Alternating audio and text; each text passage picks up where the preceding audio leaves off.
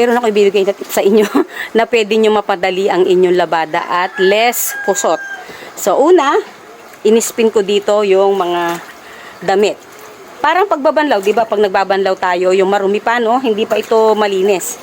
Inispin ko lang siya ng isang ikot hanggang 15. Na-spin na to, hindi pa ito malinis, guys. Yan. Pipilipitin natin ng konti, lagay natin sa ating spin dryer. So, ayan po, nalagay na po natin lahat. Gawin po natin. I-spin po natin yan para mapiga. Number 2 lang. And then, pagkatapos ay ito ang kasunod.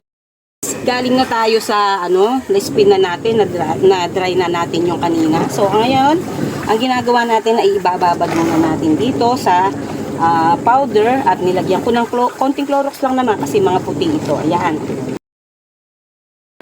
So, ayan guys, yan din ang gagawin ninyo dun sa mga huli pa, yung mga dikulay, ayan, hanggang sa matapos po kayo. Pagkatapos spin, babad lang po and then iwas ninyo. Salamat!